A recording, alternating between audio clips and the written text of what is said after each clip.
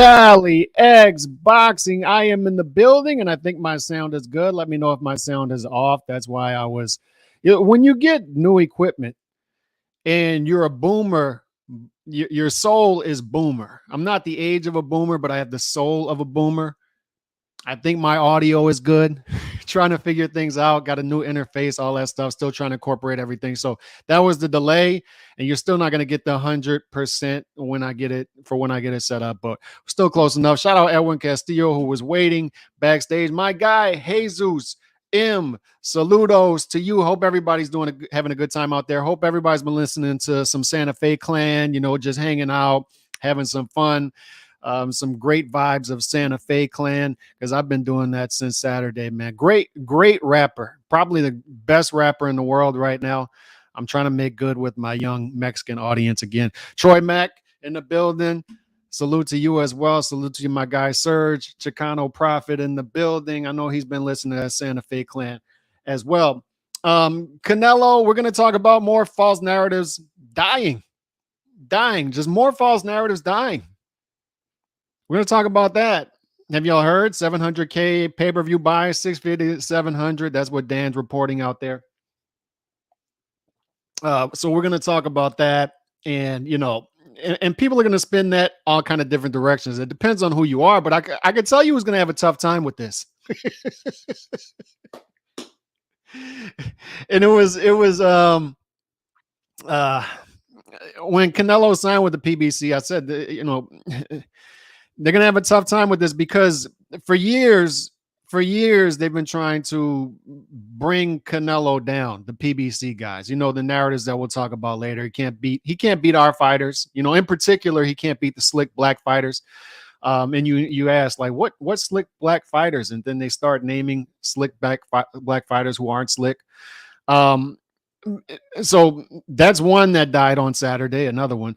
But then the one is, Canelo's, he's fading, right? And he's naturally declining. And not only that, his hold on the market his grip is starting to, it's starting to get greasy. He doesn't have a hold of the market how he used to. Tank's the new guy, he's the new face of boxing. Benavidez, the new sheriff in town. And then you start doing the math in your head and you're like, wait a second. The new sheriff in town did 100K pay-per-view buys for a fight that they marinated for 5 years. And then Canelo comes and does 700K pay-per-view buys against the dude who was a mute. Charlo was a mute leading up to the fight. He didn't promote anything. So Canelo does 700K pay-per-view buys for a fight that is barely even promoted. So it seems like maybe there's not a new sheriff in town. Maybe this is another narrative that fell. But either way, the PBC clan has a tough time with this, because they don't want to give Canelo too many props, but at the same time, they want to praise the pay-per-view buys that their daddy, Al Heyman, did. 700K pay-per-view buys. Look at what Steven Espinoza did for boxing. Look at what my daddy, Al Heyman, did for boxing. How can you talk bad about the PBC when they're doing this, but at the same time, they have to praise Canelo? So it's tough. I've been praying for him. I've been praying for them that they can get through these difficult times. That's what I've been praying for. Shout out my guy, Wheelchair Man John. That's right. Santa Fe Clan. Liza's been bumping that too. We've been bumping that Santa Fe Clan. It's good numbers, depending on who you talk to, right? Because I don't know I'm not going to pretend to be the business guy here. And, if it's 700K pay-per-view buys at $85, that's roughly what, 59, 60 million right there off the top of my head.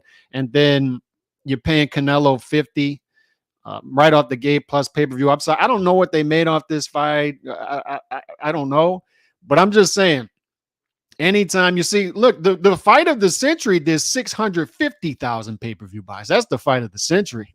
So it's weird how a dude who has lost a hold of the market did more pay-per-view buys than the fight of the century, which was promoted by the same company. And I'm telling you, they're going to have a tough time. And there's Troy Mack, 700K times 84.99. So the 59,493,000, and none of that goes into my pocket. But I can tell you that I'd like to help them slip a couple in my pocket while we're counting. I'd like to help them count it. But Benny got his got to get his numbers up if he wants a fight equals L or B logic. And we're going to talk about these narratives just falling. First of all, on the I don't know if I'll be here tomorrow or not. Hopefully I will, to give breakdowns of Zordo versus Joe Smith Jr., the hardworking man, and Wood versus Warrington. But I can tell you the betting odds is Zordo's a 3.5-1 favorite. And I think that's right because Gordo is moving up in weight. He's not going to have to lose weight. And it was tough for Gordo to lose weight. It was really, really tough for Gordo to lose weight. And he's coming off a loss to Bivol. But Joe Smith Jr. is coming off a rough loss to Better Biev as well. And both of those are tough. Bivol, Better Biev, they should be fighting each other. They should be fighting each other. And they're not fighting each other, but they're going to fight other guys and they're going to mow down other guys. But those are tough losses to come on. And there's no shame in losing those fights, right? Here's what I'll say. The trend this year is guys who are a year or more layoff are not winning fights this year. They're just not. That's a trend. And Joe Smith Jr. is now on a 14-month layoff. We can say what we want about Zurdo missing weight against Gabe Rosado, but he's fought more recent, and at least he was in somewhat of a training camp against Gabe Rosado. I don't know what kind of training camp it was, but he was in some sense of a training camp then. So I think he'll be a little more fresh, and I think him not having to lose that weight is going to do better for him. And I just think he's a better fighter than Joe Smith Jr., right? Overall, probably a better fighter. Neither one of these guys is going to translate to cruiserweight going forward. And I don't think Zordo in particular is going to drop down to light heavyweight. I think those days are numbered. But this should be an entertaining fight. Should be an entertaining fight because Zordo, before the Bivol fight, he was in several consecutive entertaining fights. He was becoming a more entertaining fighter. And I think that trend will continue here as Joe Smith Jr. speeds him up a little bit, and we'll get a fun fight. And I think Zordo ultimately wins. And Lee Wood has to rid us of Warrington at the top level. I understand Warrington's a draw out there. I understand people are going out there to watch him, and that's why this fight is happening, as opposed to unification fights with Oshake Foster, et cetera, right? But Lee Warrington's got to go away. I watched him fight Lopez last fight, and I was praying to the boxing gods, please give Lopez a decision here. First of all, because he deserves it. And then he had to go through a dude mauling him, hitting him with rabbit shots behind the head and just tackling him in there and headbutting him. And for the love of God, can they please exact the rules on Warrington? For the love of God, can they get tougher on the rules with Warrington? Please, this dude just goes in there and tries to MMA style dudes. It's tough to watch. So I hope Lee Wood, the constant overachiever, wins this fight. I hope he continues to win. He's a constant overachiever. He's a guy who shows up. He's a consummate professional. So I hope Lee Wood wins this fight. And he's a 2.5-1 favorite. And I hope he wins this fight. And I think he will. I think Lee Wood pulls this fight out. So the news today is Canelo Alvarez does 700,000. Dan's out there reporting it's somewhere between 650 and 700. We'll see where it settles, right? Let me get to some comments real quick. Shout out some people. Peter, on average, Alvarez threw 32 and landed 11 punches per round versus Charlo. Thumbs down. He won every round. I don't know what to tell you. He won every round. That's what we talked about coming in, right? It's an economical fighter versus economical fighter. So it's 40 to 41 points a round versus 40 to 41 punches per round. And this is what we were asking the people who were, and those people disappear, right? They were saying Mel Charlo is going to pull off this upset. He's going to pull off this upset. So I asked him, how's he going to do that? He's not going to knock Canelo out because Canelo's never even hit the canvas against bigger punchers. So that takes away the equalizer. And the second thing is what you want to see against an economical fighter is what Bivol did, right? He stepped up. He understood that, and he stepped up, and he knew early on, I'm going to be a little more active. I'm going to be more active. I'm going to take away what he has. Good for him. But you want to beat him with activity, particularly early on, because he's very economical early on in the fights. Then he steps it up to where he's throwing about 50 punches per round. Middle of fights, that's where Canelo gets on his game, right? In some fights, he may tail off later. Some fights not, depending on the opponent. But the problem with Charlo coming into this fight is he's as economical as Canelo. And on top of that, he had a 16-month layoff going against him. We talked about that, right? The PBC does not do a good job of bringing their fighters in at their best in big fights, particularly cross promotion fights, which this one wasn't, but at the same time, it kind of was, right? So that was the tough part for Canelo and the show for Charlo, and it shows up in the numbers, right? So people will say, this is what people do, and they see what they want to see, right? So when Mayweather used to throw 25 to 30 punches per round against fighters, and Tank does the same thing, people will say, man, look at how this guy can win every single round. Look at how slick he is. Look at the great defense this guy has to where he can throw 25 to 30 punches per round, be that economical, and still win every round. And in Tank's case, Tank's not even winning every round. He's losing a lot of the early rounds. And people still say, look at how slick he is. Look at how steady he sets up his power. And with Mayweather, 25 to 30 punches per round, economical. He's Willie Pep in the ring. But when Canelo does it, look at it. Look at it. Look at it. He only threw 31 punches per round. That's not good. Won every round. Won every round, throwing 30 punches per round against a guy who people were saying was top 10 pound for pound, which was becoming the fashionable pick for the upset. And it goes to, this sort of Canelo Alvarez theorem is the guys who are out there saying that the things that they've been saying about Canelo for years, they're not going to wake up, roll out of bed after a fight, even when he 120s to 107s somebody. And this is what we talked about Monday, right? Is any other fighter out there around these weight classes, 120 to 107s, JERMELL Charlo, it's their fight. That is their defining moment. That's their defining fight. That's their legacy defining fight. For Canelo, it's not even a top 10 victory for him. We're comparing to Canelo all the time when it comes to his pay-per-view buys, when it comes to a live gate. He did 20 million. Yeah, but it's not the 22 to 27 he did against Golovkin. We're always comparing Canelo to Canelo. And his haters do this, and they don't even realize they're doing it. They don't even realize the high standard they're holding him up to. And then they're not even honest about why they're doing it.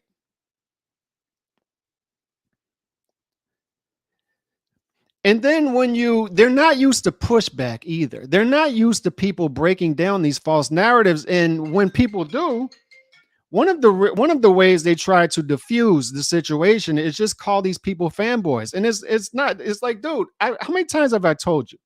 I'm just a boxing fan who adopts certain fighters based off of their actions over a period of time. I like track record. I like resume, right? So how many times, Chauncey, tell me how many times I've said, or Chicano Prophet, tell me how many times I've said this. I didn't roll out of bed in 2008, 2009 saying, I don't, this freckled, redheaded Mexican dude who wears golf clothes that are too tight for him. He's riding white horses on the beach. I didn't roll out of bed wanting to like that dude. And then over time, I cheered against him, against Cotto. I cheered against him in the second Golovkin fights. I still liked him, not as much as those guys at the time, but over time, it's like, what else do you need to see? I'm not going to continue to make the same mistakes over and over. Is what I say about Teofimo. I picked against Teofimo twice, and he won both of those fights. I'm not going to pick against Teofimo in a big fight again. I'm not going to do it. I'm not going to continue to make the same mistakes. And it's the same thing with Canelo. I see Canelo prove people wrong constantly, including myself in the past, constantly. And these people don't deviate. They don't wake up. They don't look at themselves in the mirror. They don't look at the paper, look at the scoreboard. Look at the scoreboard at how many times you've been wrong. And it continues to happen and happen and happen. And you'll see these people come out and say stuff like, well, he only threw 30 punches per round. He won every round, throwing 30 punches per round against a top 10 pound for pound level fighter. I don't know what to tell you at this point if you don't get it yet. He threw 31 punches per round. Floyd did that for years. And when Floyd would do it and win every round convincingly, dudes would be out here doing circle jerks. Oh my God, did you see that? Did you see the reincarnation of Willie Pep in the flesh? And then Canelo does his concrete feet. He's slow. What do you see? I don't know what to tell you at this point. We told you coming in what it was, an economical fighter who he didn't open up at all. Charlo did not open up at all in this fight. He's like this the whole time, stiff as a board. And I'm watching him fight, and I'm like, nobody has ever made Mel Charlo look like that in the ring, to where he looks scared to death to throw a punch. Scared to death to throw a punch. And you're going to see people out there say things. It's just going to continue. Like, he only threw 30 punches per round. He's not doing 1 million pay-per-view buys. It's going to continue. But what are some of the narratives that have fallen? And I'll talk about the recent ones, and then we'll go all the way back and name other ones. The more recent ones were he doesn't fight or beat slick black fighters. So then you ask, okay, he's at 168. So where are the slick black fighters around his weight class? Where are they? Where are they? And then they'll start to name guys south of the weight class, of course, because there's nobody at 168 who's slick and black. So then, or at 175 either. So they'll say the Charlos. They'll just grab that, right? The Charlos, and then we'll grab who else? Boo Boo Andre. That's the new one, right? Boo Boo Andre too. And then they'll throw out lazy stuff out there that Canelo ducked those guys when it didn't happen. And the opposite happened. They offered Jermell Charlo $7 million to fight Canelo and turned it down. Don't know what to tell you. Don't know what to tell you. Boo Boo Andre has his opportunities. Boo Boo Andre is the first fighter, I've talked about this, in history in the same calendar year who ducked 2 fighters twice. I've never seen anything like it. Never. Zach Parker and the other Kazakhstani monster at middleweight ducked them both. And then John Ryder comes along and beats Zach Parker convincingly. And Boo Boo Andre turned that fight down twice. Injured once, turned it down the second time. And you're like, these are the dudes that you're out here capping for. So now what happens? Slick black fighter on Saturday, right? And we're not the ones who were calling him slick. We were the ones saying, he ain't that slick. Like, he's not slick. He's not a slick fighter. Actually, Canelo is slicker than him. He's slicker. He's a better boxer, and he showed that. He threw 31 punches per round. You saw the comment earlier, and still won every round. That's the definition of slick.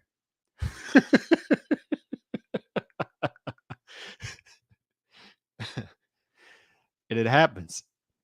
So that's another narrative that's going to die.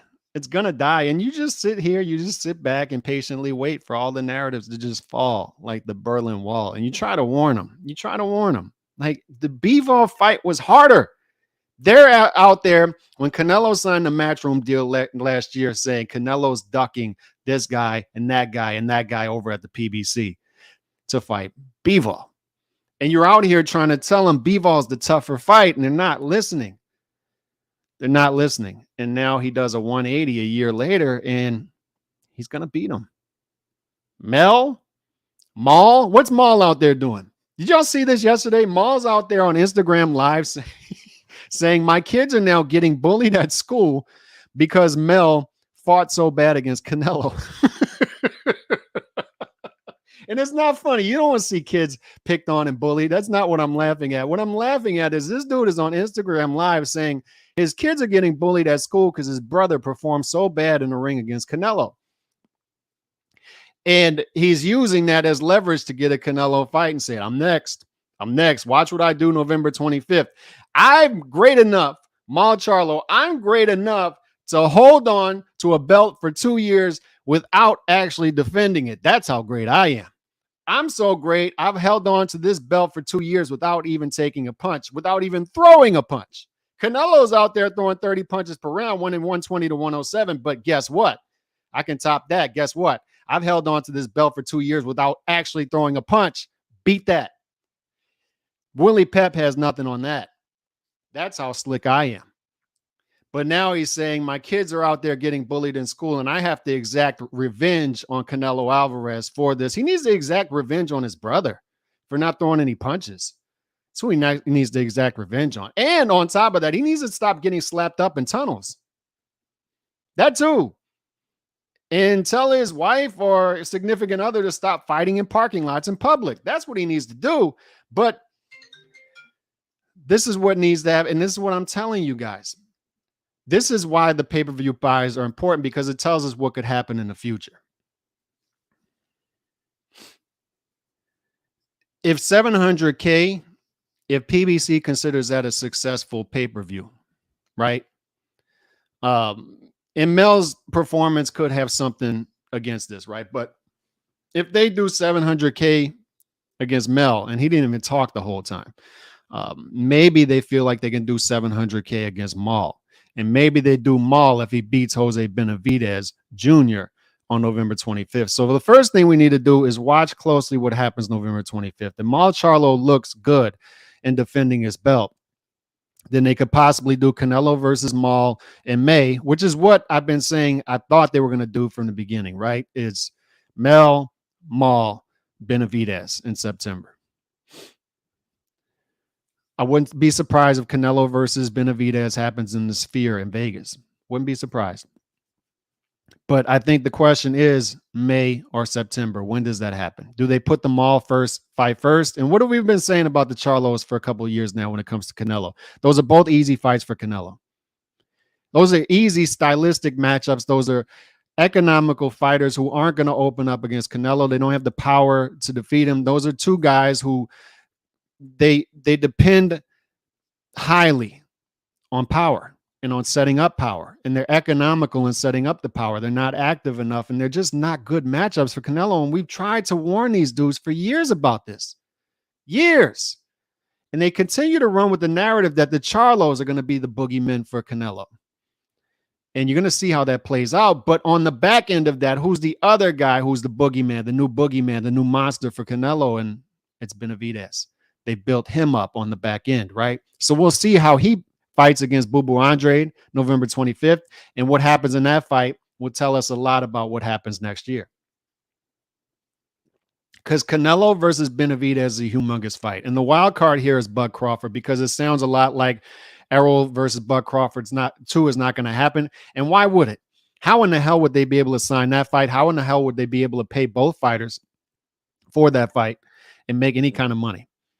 I just don't see it. So Canelo versus Bud, that's a possibility that would do huge pay-per-view buys. But I'm interested to see what happens November 25th. And I want the Benavidez fight next. I want Canelo versus Benavidez next after Benavidez versus Boo Boo happens. I'm praying to the boxing guys that Benavidez is somewhat what his fans build him up to be, and he can get by Boo Boo Andre in November. And if so, please make that fight next. Please, please, please make Canelo versus Benavidez next in May. And I'm neglecting the comment section today because I really got to breeze through my talking points and what I want to do today. But Canelo, first ever undisputed as super middleweight, first defend undisputed 3 times. In the 4-belt era, he is, yes, in the 4-belt era. First to stop Plant, who menstrual monster Benavidez. Every time Edwin does this, every time it gets me. Every time he does it. Menstrual monster been a duck ass. I'm just going to start using that one. Menstrual monster been a duck ass, couldn't drop and couldn't even unify. Edwin, it's not that he couldn't even unify. It's not that he couldn't unify.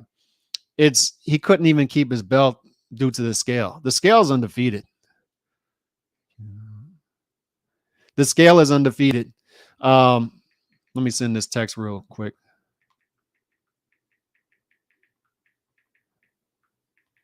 The scale is undefeated, and it defeated Benavidez, who, by the way, I'm watching him do his shadow boxing the other day. Somebody posted on Twitter or X, whatever they call him, and he's doing his shadow boxing. And I think part of it was he had the bodyguard underneath his shirt. So I think that's part of it. But you saw his face, right? And I'm watching him, and he's in fat camp right now. He's big. He's a big 168 pounder. So to his credit, you know, one of the narratives out there is, and I'm just thinking my way through this, one of the narratives was Canelo the longer they wait to do Canelo versus Benavidez, the better it is for Benavidez because Canelo is going to start to age, right? Fair theory. But another theory here is the longer they wait to do this, the more this guy has to shrink himself down to 168, the more fat camps that this guy has to have because he's a big 168 pounder, man. He really is. He looked like I'm watching him shadow boxing. I'm like, that's a cruiserweight. That's a borderline heavyweight right there. That is a big dude. And if he can continue to do it, it does give him a good shot against Canelo. A shot there. I call it 60-40 in favor of Canelo, but it gives him a shot because he's big. This is a big dude. And if he can get activity going in this fight, he's not an economical fighter like the Charlo brothers. If he can get something going, then we've got ourselves a close decision type fight, right? He's not going to knock Canelo down, knock Canelo out, or possibly even down. He's not going to wear him out, something like that, but he can get rounds on activity. He's a big dude, plotting dude. I would call him slow. He's slow-footed, but he does throw a lot of punches from weird angles. So it's interesting. Benavidez, the cruiserweight, people always wanted Canelo to fight. There you go. There you go. We've been wanting Canelo to fight at cruiserweight, but he couldn't. It's not, Edwin, it's not that he couldn't unify. It's he couldn't keep his belt. And this is the point that, once again, they see what they want to see. And the Canelo derangement syndrome sufferers out there, the narrative pushers, the false narrative pushers, they continue to do this thing that Canelo is ducking Benavidez. And you point out the obvious that, look, if he would have just kept his belt right there, he would have had that fight in 2021. He would have had the $10 million bag that Caleb Plant got, because Caleb Plant came and scooped up that $10 million bag that Benavidez dropped on the scale. He would have gotten that belt, but they are so deranged that they're so in their mind anti-Canelo that they're trying to get people to believe that Canelo, who values the belts, we know that about Canelo at this point. Another track record thing, right? When you have 25 title fights at this point, that tells you the guy values belts. He values hardware. That is undeniable at this point. But they want you to believe that Canelo is so afraid of Benavidez that he would have stopped short of undisputed. 3 belts, lineal. Wait. I got to stop short here. Why? Because the Mexican monster is in front of me. He is all too formidable for me. He is all too formidable. No, I can't do it. I cannot. And his wife's like, Canelo, please fight this fight. We need to become undisputed for your legacy. Honey, not now. Not now. Do you know who you're talking about right now? You are talking about the great Mexican monster. He rapes and pillages whole villages, sets them ablaze.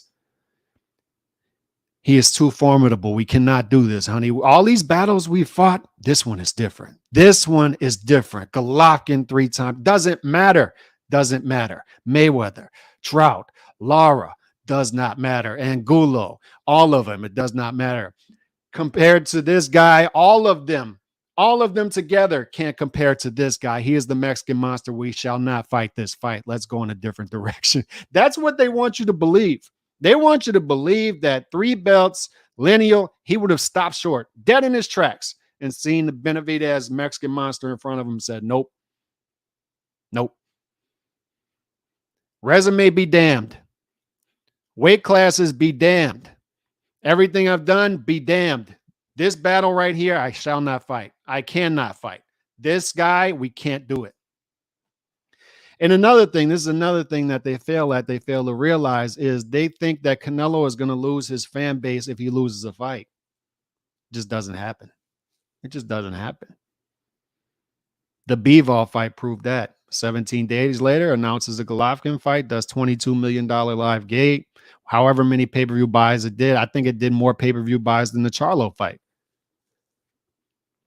Success, everybody moves on. Everybody has a great time. Everybody sticks with them. And the relationship is so easy. That's why. It's such an easy relationship to have, Canelo and his fan base. Canelo, being a Canelo fan, is so easy. You just give him your money and he goes fights the fights. You don't have to worry about any of that stuff. I mean, look at the track record. Look at the breakdown of all the narratives that have fell, like the Berlin Wall. Go back over a decade when this guy's fighting, Canelo's fighting Baldomir, Rhodes, Matthew Hatton. And I remember at the time, me and D-Style are calling that out. He shouldn't be fighting Matthew Hatton for that belt at 150 and then missing weight and still fighting for the belt and getting the belt. Shouldn't happen. We're calling him out, right? Alfonso Gomez, he fights Shane Mosley. And the narrative is he's in build-up time, right? They're building him up. And these are the type of fights you're in when you're being built up, right? As going from prospect to contender, from contender to champion. These are the fights that happen. Kerman Cintron, Josecito Lopez. And what's happening at the time, they're saying he's not going to fight Austin Trout. He's not going to do it. He's not going to fight that fight. So what happens? And Roberto Diaz told D-Style and I this. What happens? As people are saying this, Floyd Mayweather is starting to groom Canelo as opponent, right? They're starting to look at him and say, you know, we're going to fight this guy. We're going to get to him right now. So what happens? Floyd Mayweather says, you're going to, I believe it was a Robert Guerrero fight, but I could be wrong about that. You're going to fight on my undercard. And you're going to fight Austin Trout on my undercard. For this amount of money, you're going to fight on my undercard. And Canelo tells him in response, Canelo tells Floyd Mayweather, if I'm going to fight on your undercard, guess what you're going to do? You're going to guarantee that I fight you next. That's what's going to happen. And Floyd said, no guarantees. We don't work in guarantees. You're not going to do that. Take it or leave it. And Canelo says, leave it. I'm gone. I'm not fighting on your undercard with no assurances. Peace. Peace out. Bye. Motherfucker. Gone. So then what happens? Roberto Diaz tells us this in an interview because I asked him specifically, who are the guys you didn't want Canelo to fight? Because he said there were guys, you know, we don't match make Canelo, and there are guys we tried to convince Canelo not to fight. I was like, who specifically? He says Arislandi Lara for one, and Austin Trout. He gives the story of when that happened right there, that scenario. We tried to convince Canelo to go in another direction. We're going in another direction. We're not fighting this fight. Canelo says, no, make the fight. And they're trying to tell him business-wise, right? It's a business. It's a business. And this goes with long-term versus short-term thinking. Canelo understood long-term thinking way back then at a young age. Legacy, long-term thinking. My interests have to align with the fans' interests if they're going to get invested in me as a fighter, if I'm going to build up an organic fan base. And this is what I tell you. This is why Canelo went from Mexican fan base, Mexican-American fan base to universal fan base, because of moves like this that I'm about to tell you. Roberto Diaz says, Canelo says, I don't care what it is. I don't care that I'm making half the money that I would have made on the Floyd Mayweather undercard in a 6 weeks notice. You're going to make the fight, and we're going to do this in the Alamo Dome in front of 40,000 people. We're going to fight for half the money against Austin Trout. And he does, and he wins. And he wins the fight against the guy people were saying, he's not going to fight. Too slick and black, right? And Canelo's too slow. And what happens? He fights him. Narrative falls. Not going to fight Floyd Mayweather. Fights Floyd Mayweather. Loses the fight. But another narrative falls. What? He fought Floyd Mayweather, right? Money was there. But at the time, he fights Floyd Mayweather, loses the fight, but guess what? His fan base gets stronger. It's weird how that works. You're fighting the fights and your fan base gets stronger, even if you lose almost every round in the fight. And we just saw the same thing repeat last year with Dimitri Bivol. So then he goes on another thing, right? After losing to Floyd Mayweather, who does he fight 2 fights later? Arislandi Lara, another guy. That style is too bad for you. You're not going to fight Arislandi Lara. You're not going to fight that fight. He's too fast. He's too lateral. And still to this day, the Canelo haters will tell you he lost that fight, even though Arislandi Lara threw like 12 punches the whole fight. If ever I saw a dude run, that was one of the examples right there. Didn't win the fight. Despite what they tell you, Arislandi Lara did not win that fight. It didn't happen. Canelo wins the fight.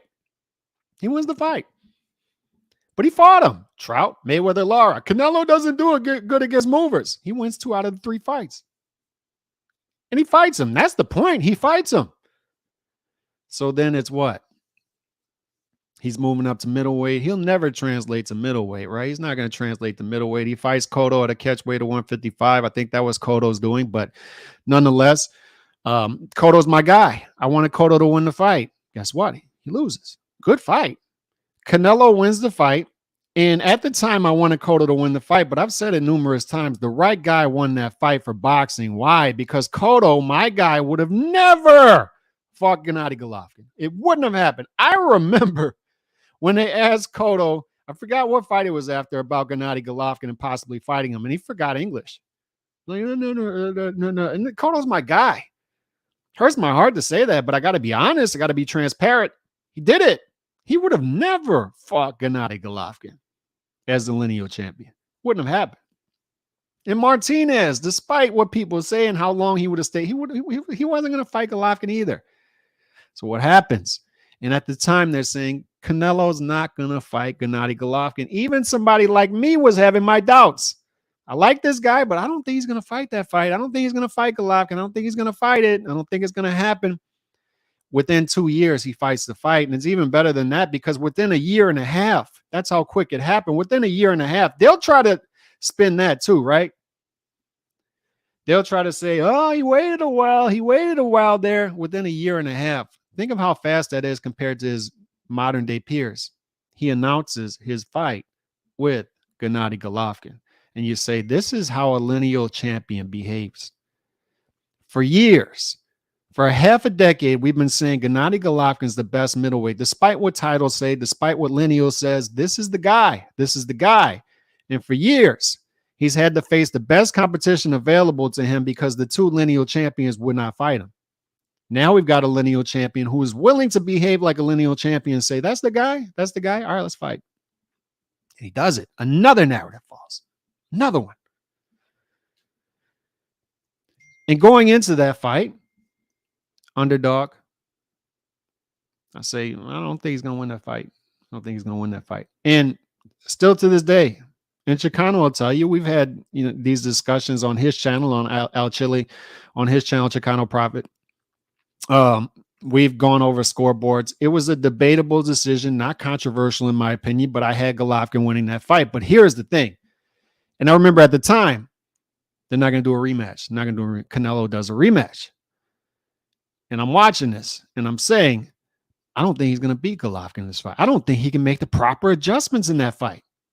How is he going to make the proper adjustments to beat a runaway freight train? I don't think it's going to happen. And what does he do? He makes the proper adjustments. He makes a simple adjustment that nobody else would have been able to do against Gennady Golovkin. He stands his ground. Says, I'm not going to backpedal as much. I'm going to be a little more aggressive. I'm going to step up my output a little bit more. And that's what he did against Golovkin. He won the fight.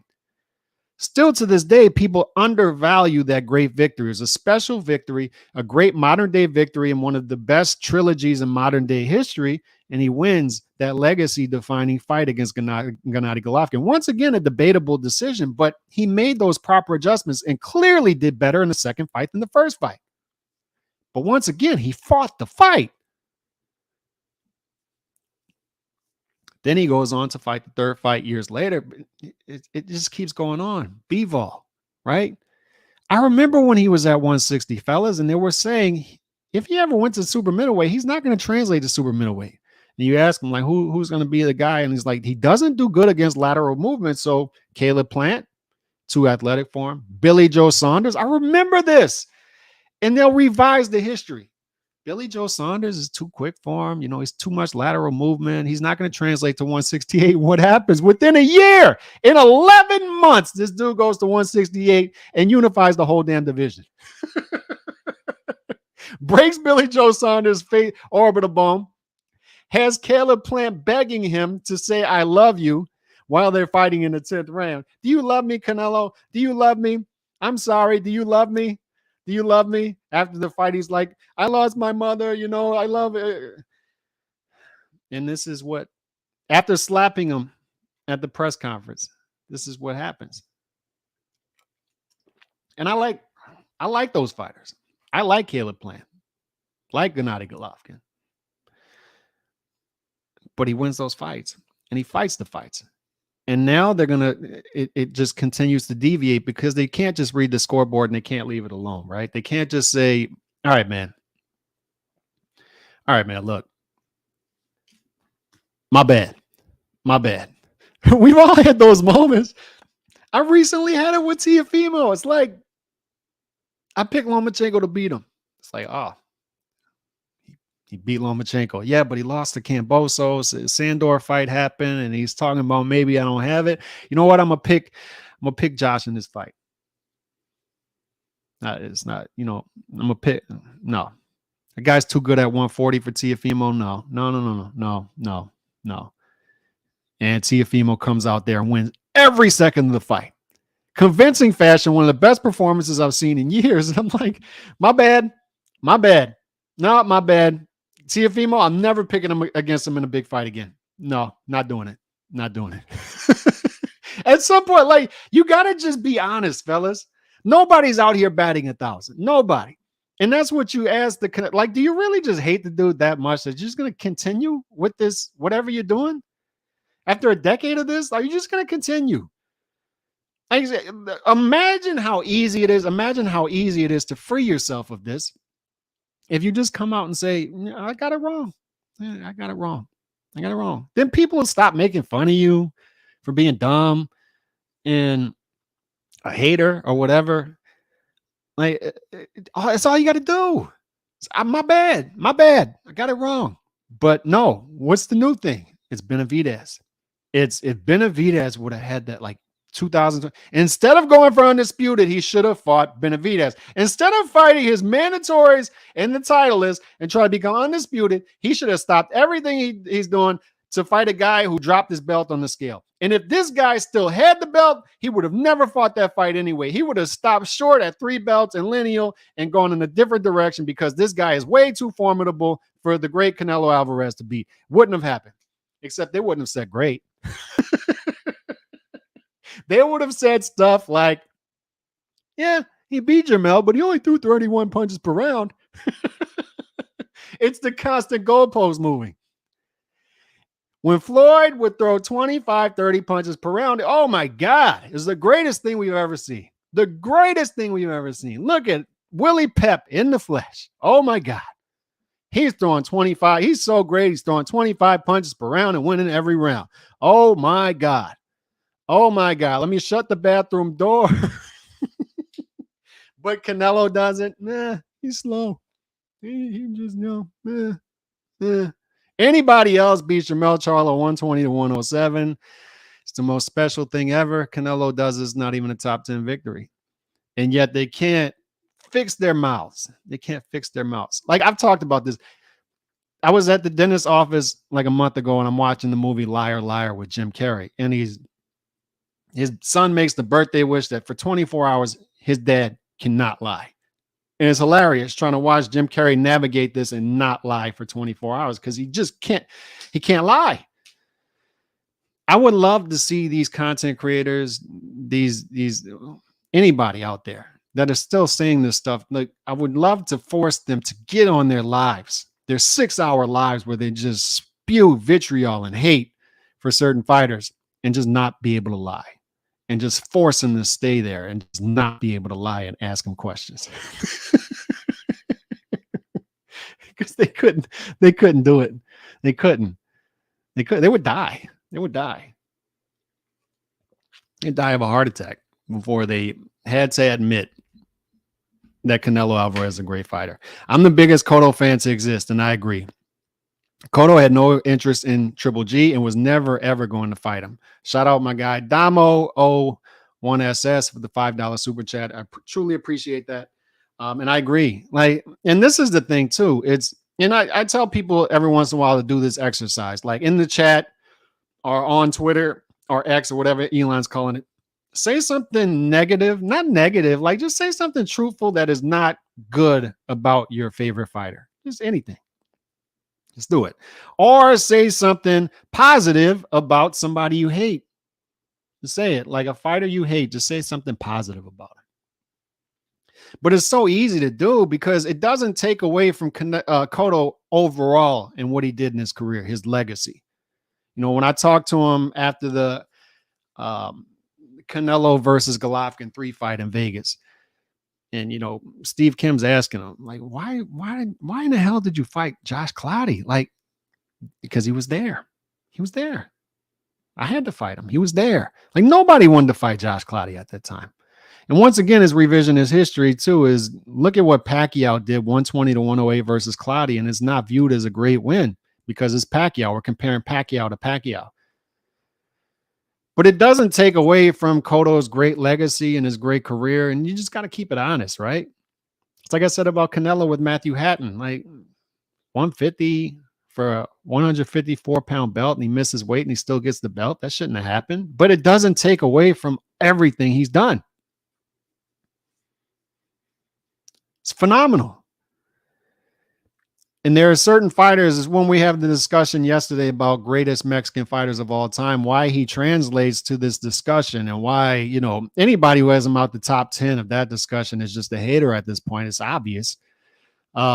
But when you look at them of the modern day greats, the Barreras, the Morales, the Marquez, you know, the urine drinking Marquez, and then Gallo Estrada, I would say he's probably number one for what he's done in the sport. Who else is translated universally like Canelo? And that's just, people will say, oh, well, that's just entertainment value. That's not legacy. But I would argue for Canelo, both go hand in hand.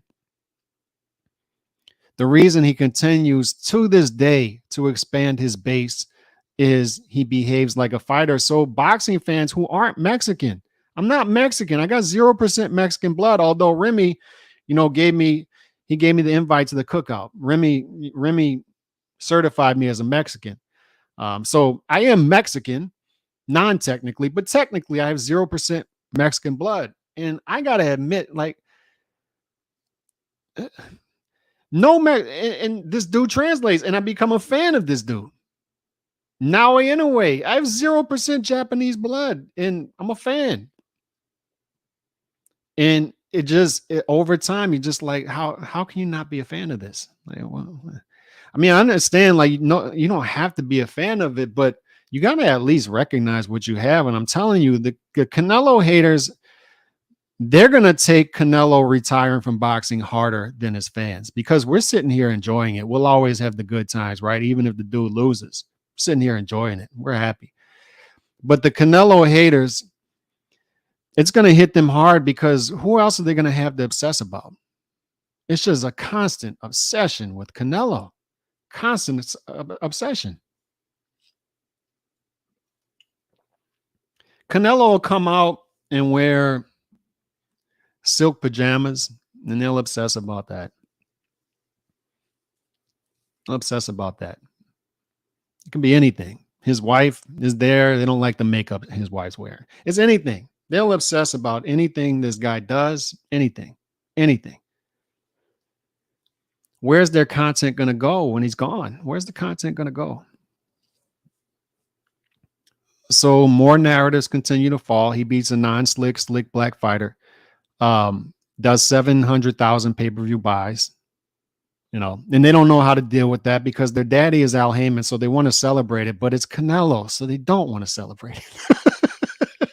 And all of a sudden they'll try to start claiming Canelo. It's a PBC fighter. It's actually a PBC fighter. Yeah, go ahead, take him, adopt him, welcome. But it's Benavidez now. It's Benavidez, and he's not going to fight Benavidez. Not going to fight Benavidez. Is what we've been telling you for a year now, right? Is you're going to get your fight. You're going to get your fight, and you're actually going to get it on your time. You've been telling us the longer he waits, the worse it is for him. Well, you're getting it on PBC time. They're the one controlling the board. Al's the one controlling the board. You're going to get it, and you're going to get it on your time. That's the good news for you. I 100% guarantee you. This is a 100% guarantee that if Benavidez beats Boo Boo Andre, you're getting your fight. I don't know if it's in May. I don't know if it's September. I have my guesses. I don't know which one it is. You're getting your fight. You're getting Canelo versus Benavidez. And I don't want anybody changing their tune when you get that fight, because over here, it's going to stay the same. Over here, it's 60-40. I favor Canelo. Canelo's never been afraid of that fight. And even if Canelo loses that fight, his legacy is still intact. And if he wins that fight, his legacy is even more. That's what I'm going to be saying going in and after.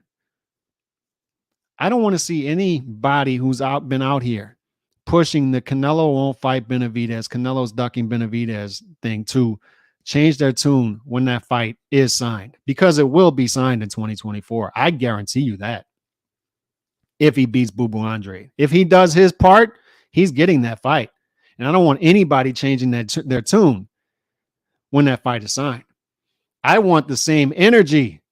Give me the same energy when that fight is signed that you've been having since this fight hasn't been signed. Give me the same energy. Give it to me.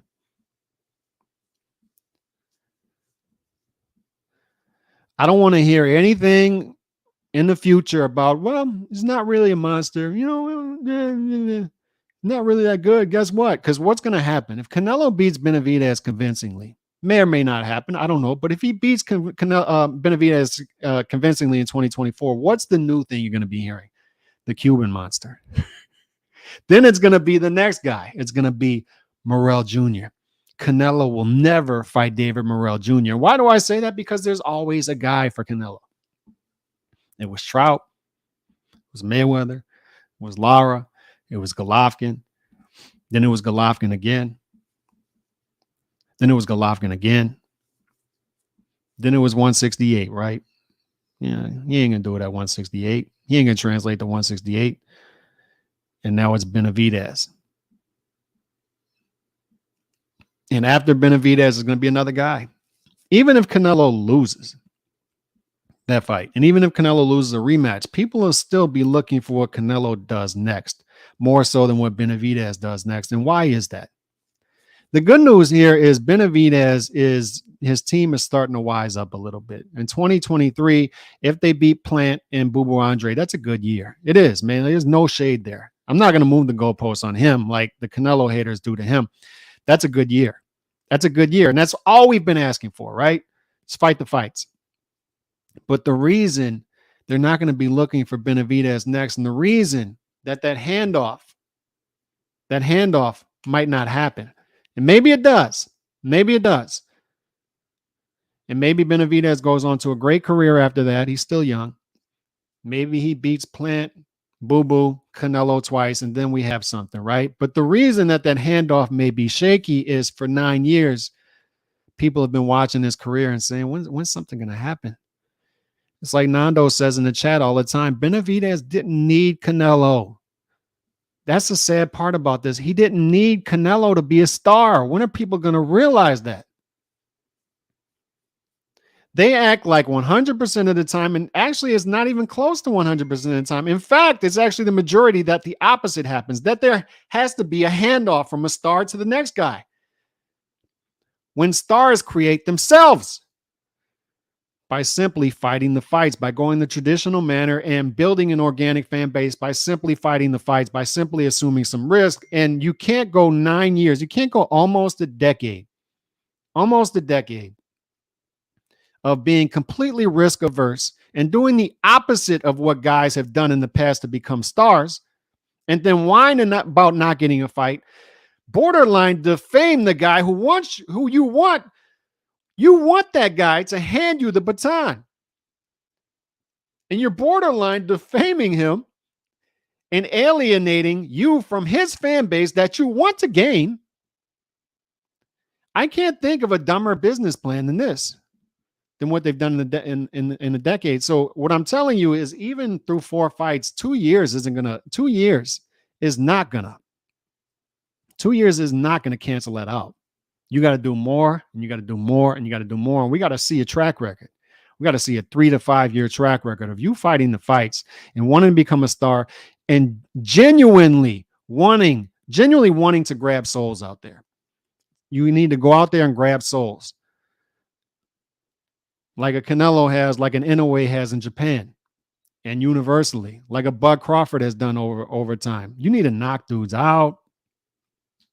You need to fight the fights. You need to assume risk, and you need to do it consistently over time. Is Benavidez going to do that? I don't know. But I'll tell you what, one thing I do know 100% is these narratives will continue to fall. They're going to continue to fall. Because one thing I know about Canelo and why I became a fan over time is, what is the reason we became a fan over time is because he behaves a certain way, and you know he's going to continue to behave that way. You know it. So the history continues to repeat itself. It's Trout, it's Mayweather, it's Lara, it's Golovkin, it's Golovkin, it's Golovkin. He fights Bivol, goes to 168, runs through it when they said he wasn't going to translate, and then he's going to fight Benavidez. He's going to do it. If Benavidez beats Boo Boo, you're going to get your fight in 2024. I 100% guarantee it. 100%. If it doesn't happen, if David Benavidez beats Boo Boo Andre in November and Canelo versus Benavidez does not happen in 2024, I will shut my channel down. I'll do it. You will never see me again. That's how confident I am that it'll happen. 100% Canelo versus Benavidez will happen sometime in 2024. It's going to happen. Guarantee it. And another narrative will fall, win or lose, because Canelo continues to fight the fights. He continues to show up and he continues to go out there and grab souls. I'm out. God bless. Peace.